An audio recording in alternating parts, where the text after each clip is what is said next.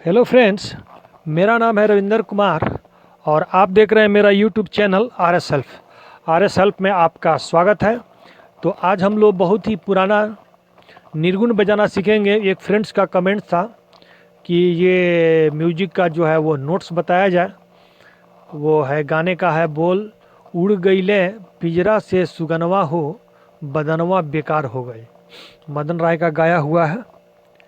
तो चलिए इसको आज सीखते हैं हम लोग। पहले म्यूजिक के साथ देखेंगे, फिर मैं आप लोग को स्टेप बाय स्टेप एक एक करके बताऊंगा, ताकि एक बार देखने के बाद आप लोग को उसको आसानी से आप लोग बजा सके। सही है। तो चलिए पहले म्यूजिक से थोड़ा देखते हैं इसको स्टार्ट करके। सही है। तो यहाँ से चालू करना है सा से। उड़ गईले पिंजरा से सुगनवा हो, उड़ गईले पिंजरा से सुगनवा हो, बदनवा बेकार हो गईल। उड़ गईले पिंजरा से सुगनवा हो, बदनवा बेकार हो गईल। तन पराइल अब परनवा हो, तन पराइल अब परनवा हो, बदनवा बेकार हो गईल। उड़ गईल पिंजरा से सुगनवा हो, उड़ गईल पिंजरा से सुगनवा हो, बदनवा बेकार हो गईल। तन पराइल अब परनवा हो, तन पराइल अब परनवा हो, बदनवा बेकार हो गए। उड़ गईल पिंजरा से सुगनवा हो, बदनवा बेकार हो गई। अंतरा है। काश्मीर घाटी में जूही चौपाटी में,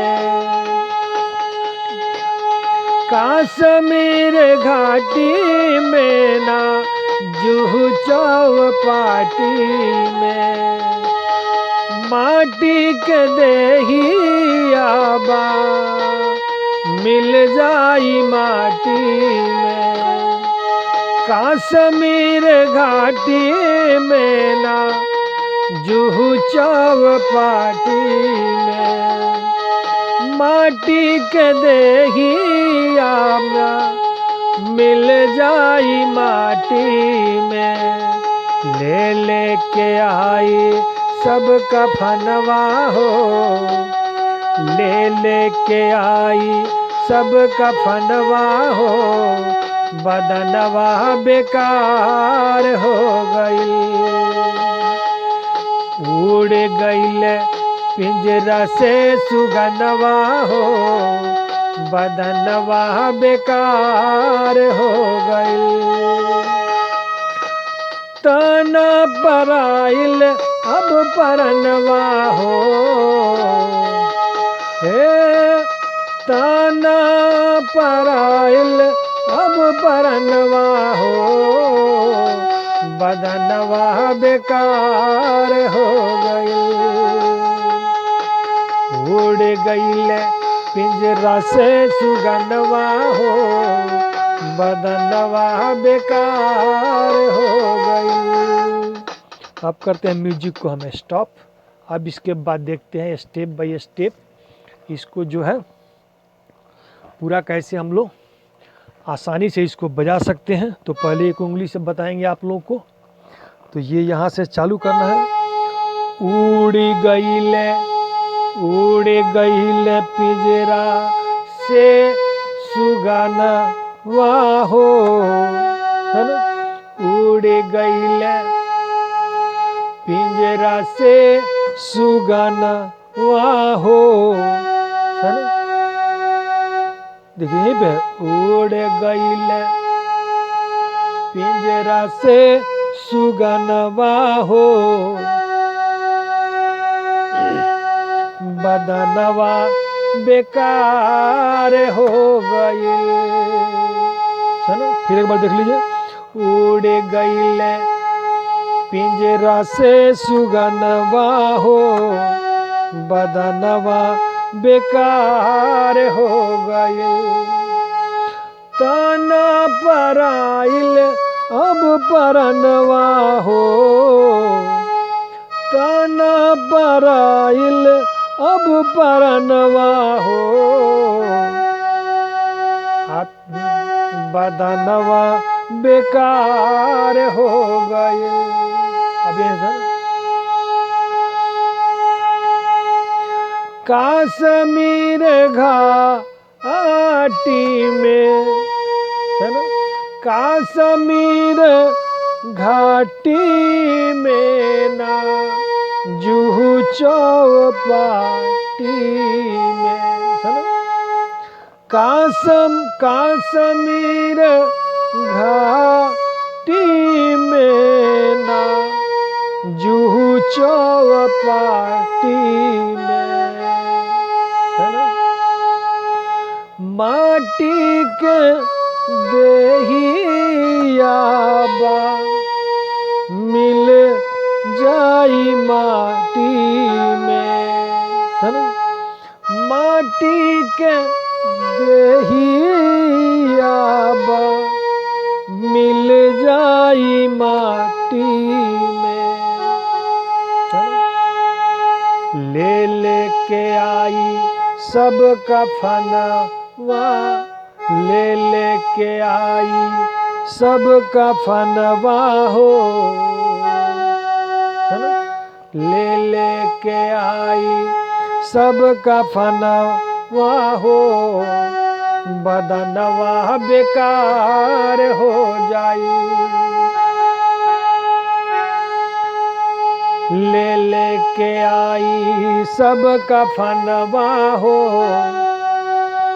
बदनवा बेकार हो गई, उड़ गईल पिंजरा से सुगनवा हो, बदनवा बेकार हो गई, तना पराइल अब परनवा हो, है ना, तना पराइल अब परनवा हो, बदनवा बेकार हो गई, उड़ गईल पिंजरा से सुगनवा हो, बदनवा बेकार हो गई।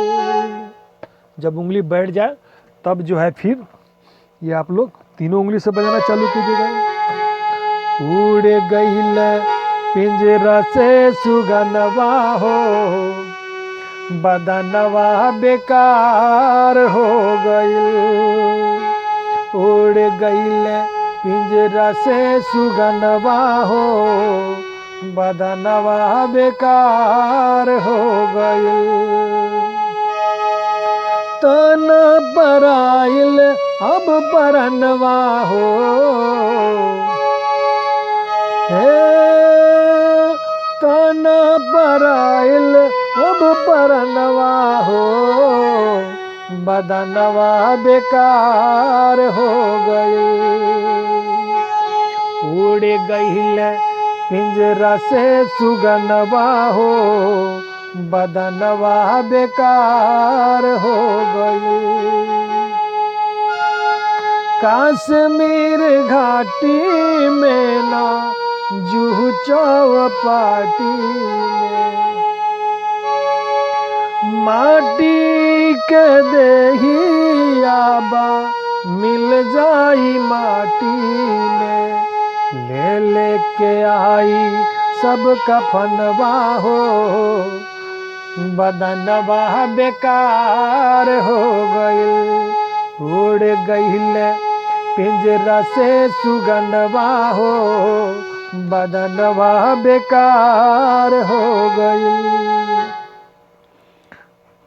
तो फ्रेंड्स, ये वीडियो आप लोगों को कैसा लगा? यदि अच्छा लगा तो लाइक कीजिए, सब्सक्राइब कीजिए और अपने फ्रेंड्स के साथ शेयर कीजिए। और किसी गाने का यदि नोट्स आपको चाहिए तो ज़रूर आप लोग कमेंट बॉक्स में दें। कोशिश करेंगे हर एक फ्रेंड्स का जो है वो नोट्स भेजने के लिए। थोड़ा सा आगे पीछे हो सकता है, लेकिन सभी फ्रेंड का नोट्स मिलेगा। तो चलिए मिलते हैं नेक्स्ट वीडियो में। Thank for watching friends.